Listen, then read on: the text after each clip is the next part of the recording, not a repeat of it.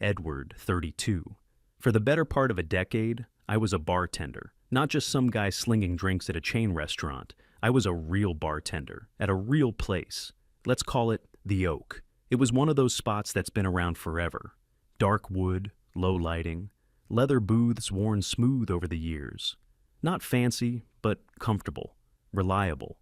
The owner was an old-timer, a guy who knew that the secret to a good business was good people and consistency.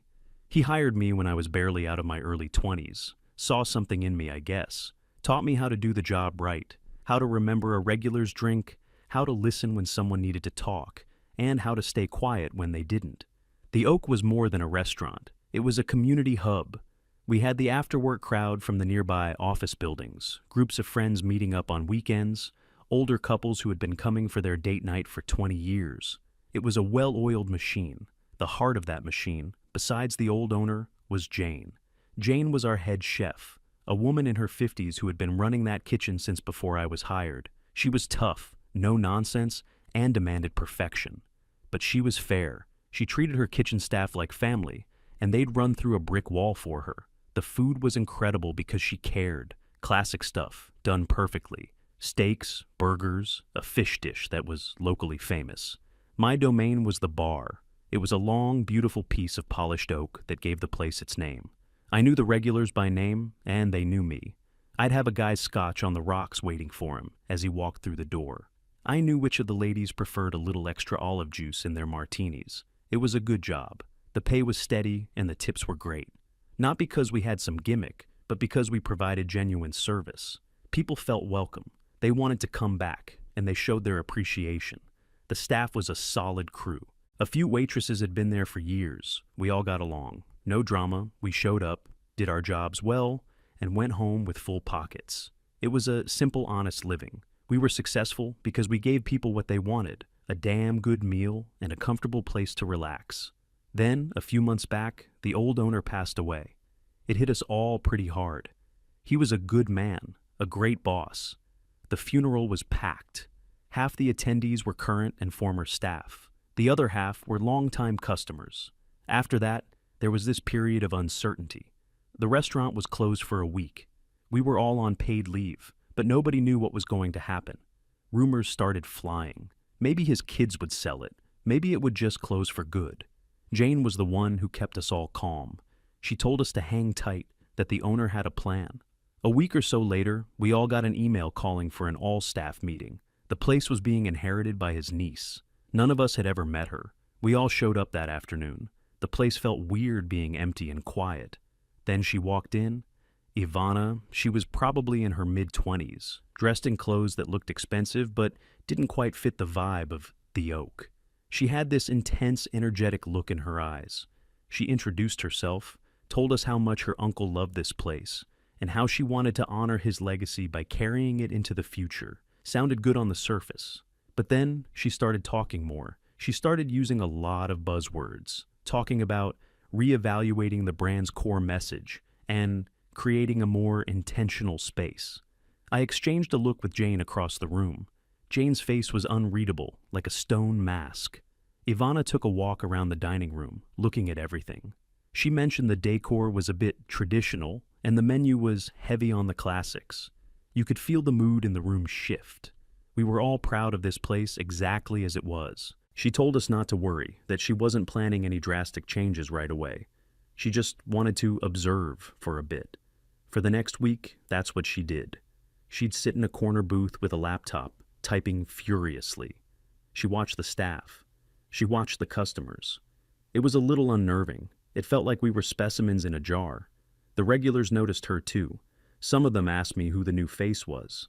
I just said she was the new owner, keeping it simple. Things felt tense. The easy, comfortable vibe of the place was gone, replaced by this feeling of being constantly watched. After about a week of this, another staff meeting was called. This time, she had a presentation ready on her laptop.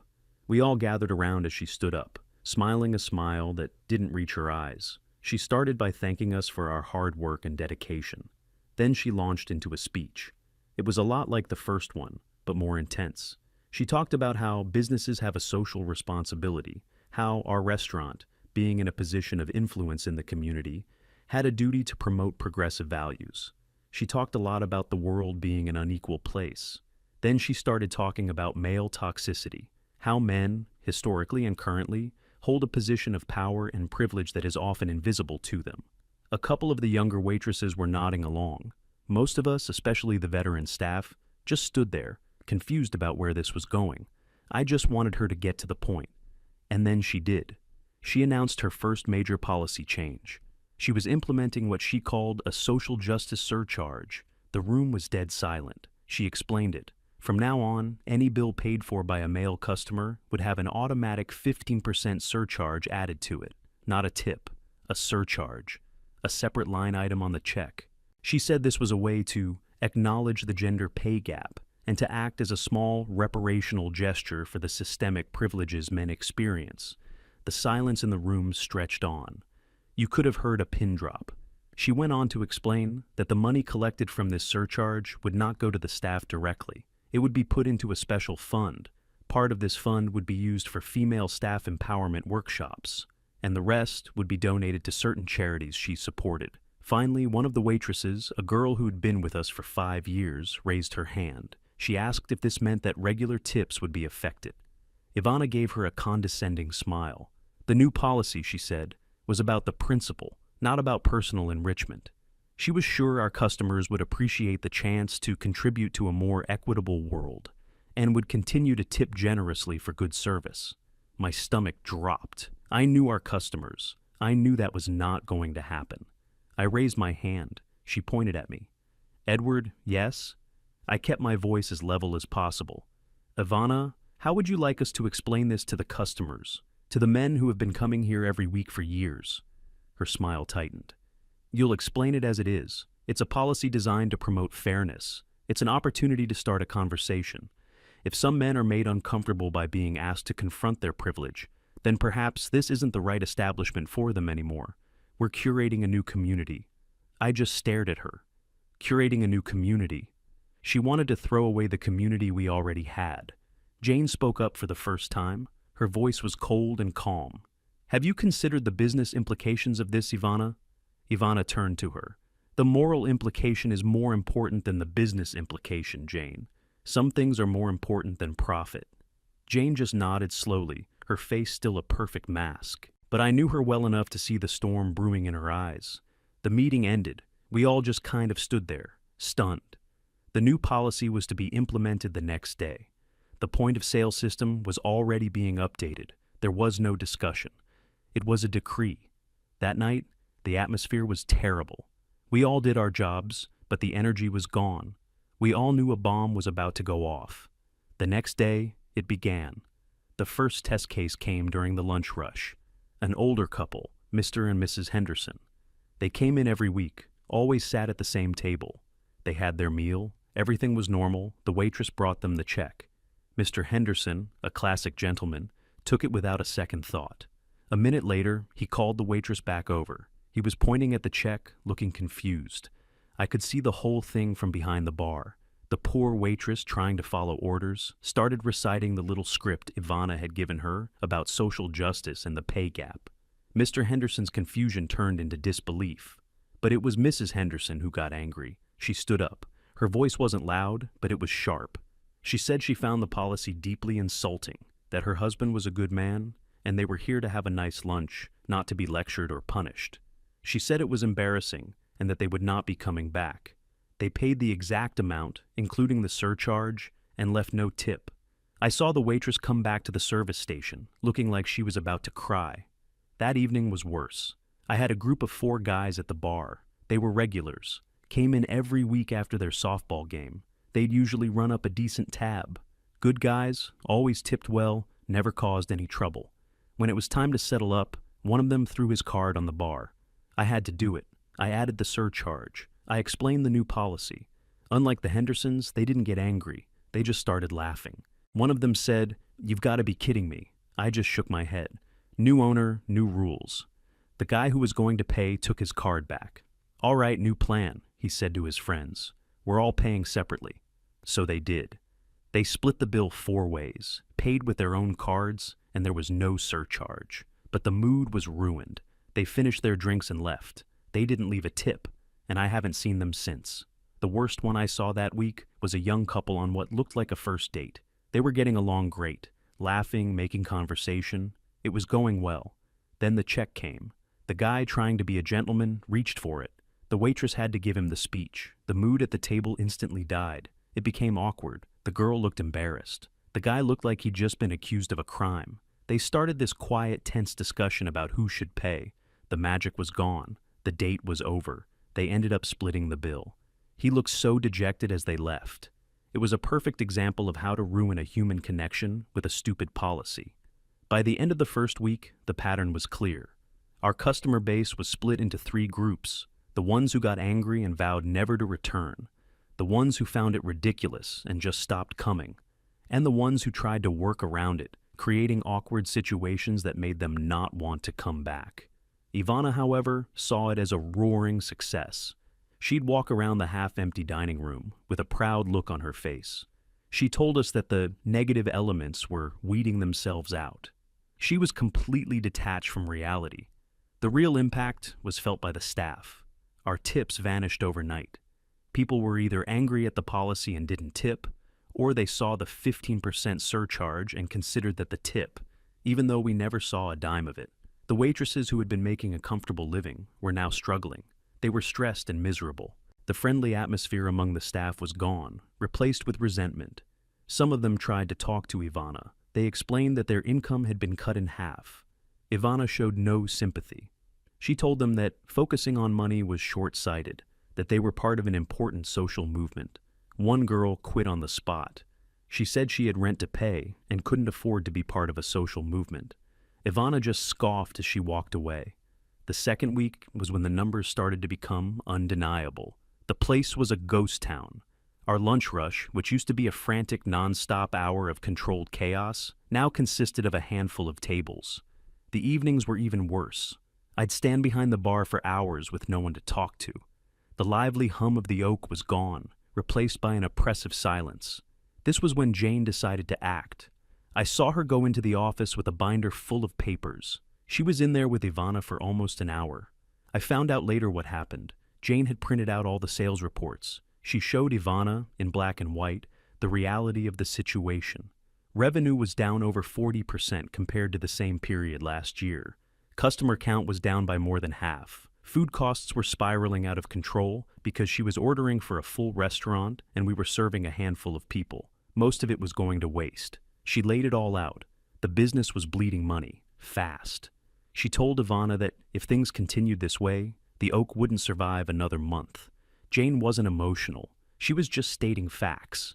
She advised her, as the person who knew this business inside and out, to repeal the policy immediately, to try and win back the customers they had lost. Ivana's reaction was predictable. She got defensive. She accused Jane of having internalized patriarchal values.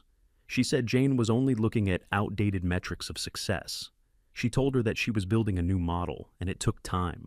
That profit wasn't the goal. The message was the goal. Jane just sat there and listened to it all. When Ivana was finished with her tirade, Jane closed her binder. She stood up and told Ivana that she had dedicated 15 years of her life to this restaurant, that she had respected the old owner and she respected the business they had built, and that she would not stand by and watch it get run into the ground by ideology. She handed Ivana her letter of resignation. Ivana was stunned.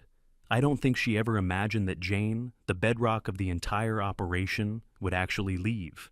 She tried to backtrack to say they could talk it over, but it was too late. Jane was done. She walked out of that office, came straight to the bar, and told me she was leaving. It felt like a punch to the gut. With Jane gone, I knew it was the beginning of the end. She wished me luck, and for the first time, I saw real sadness in her eyes. "Take care of yourself, Edward," she said. And then she was gone. The news spread through the remaining staff like a wildfire. Jane leaving was a massive blow. 2 of the line cooks quit the next day, out of loyalty to her.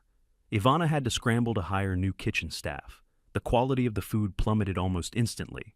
Now, we had nothing.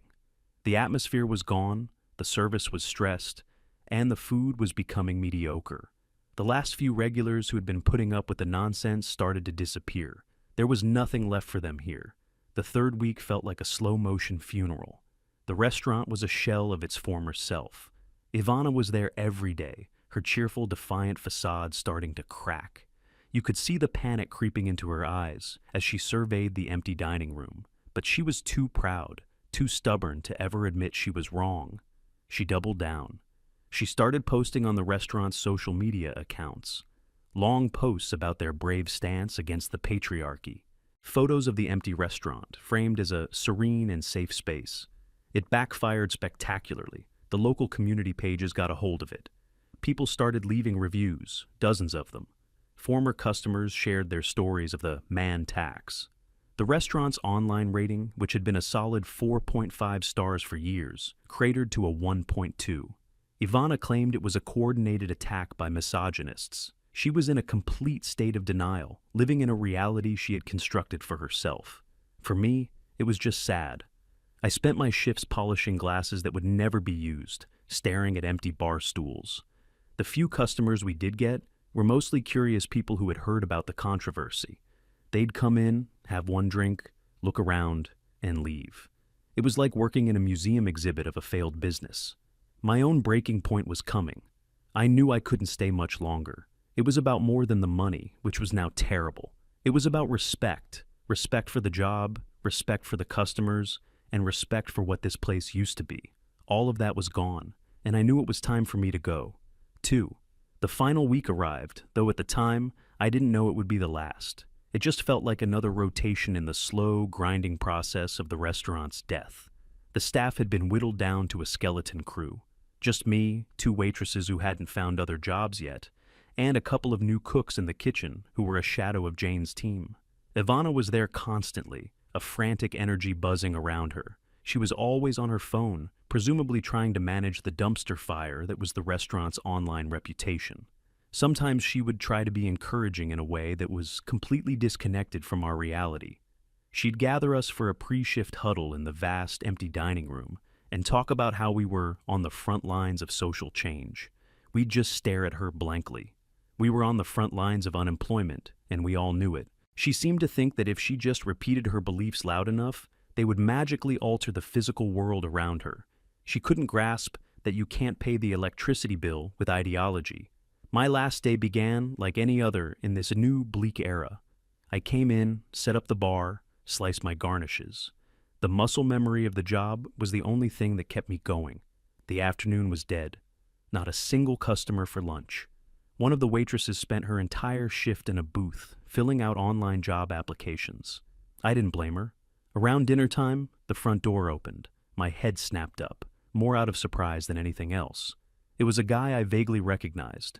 He wasn't one of the die-hard regulars, but I'd seen him in here a few times over the years.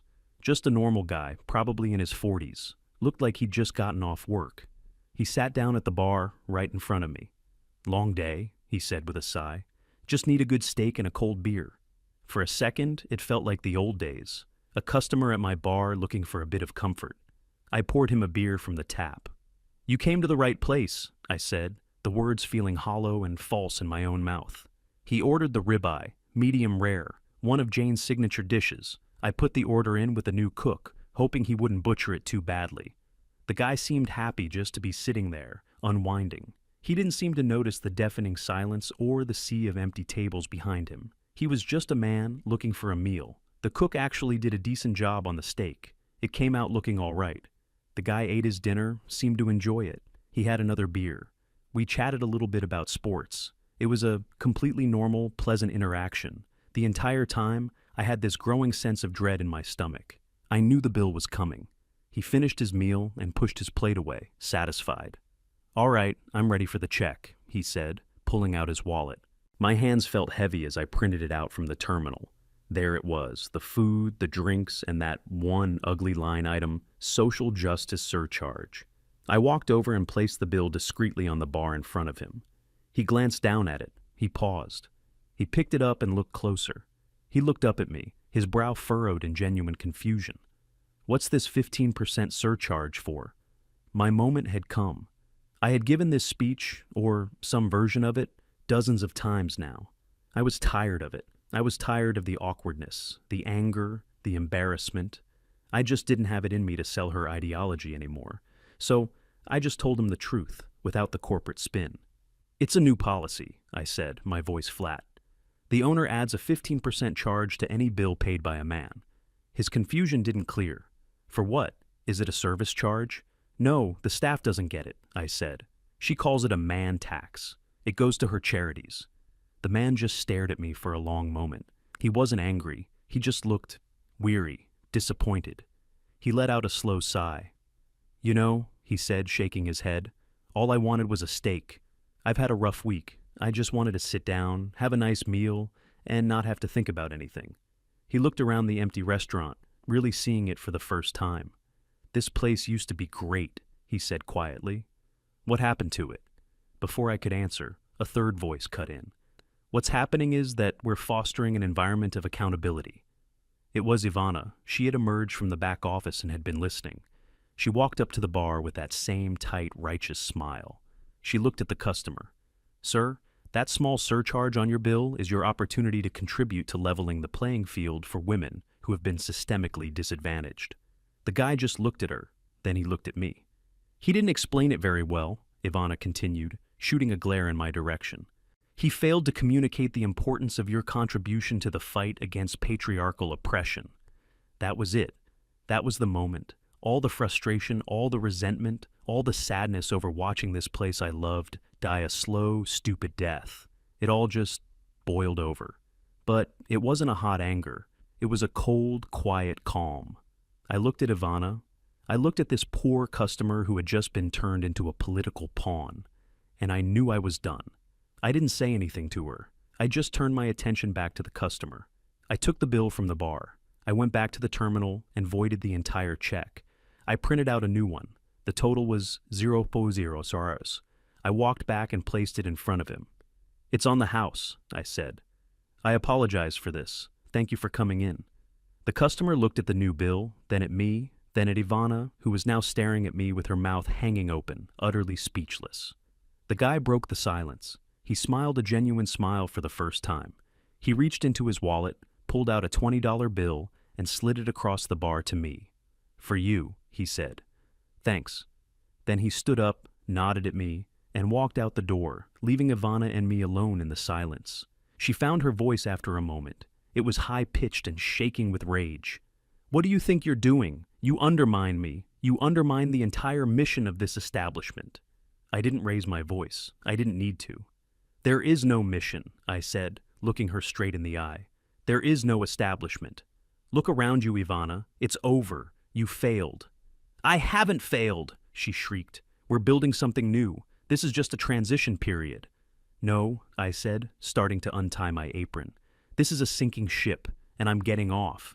I took off the black apron I had worn for nearly 10 years. I folded it neatly and placed it on the bar, the same bar I had polished thousands of times. You came in here with a sledgehammer and called it progress, I told her. You took a successful, beloved business and you destroyed it in less than a month because you cared more about being right than being successful. You didn't build anything. You just broke something beautiful. Her face was a mixture of fury and shock. I don't think anyone had ever spoken to her like that. I didn't wait for a response. I just said, I quit. I walked out from behind the bar, past her, and headed for the door without looking back. Stepping out into the cool night air felt like coming up for breath after being held underwater for a month. I was unemployed. I had no idea what I was going to do next, but I felt a profound sense of relief. I was free. I found out later that I wasn't just the last one to leave. I was the one who turned the lights off. The restaurant didn't open the next day. A simple sign, printed on computer paper, was taped to the front door, closed until further notice. Until further notice turned out to be forever. A week later, Ivana made the official announcement.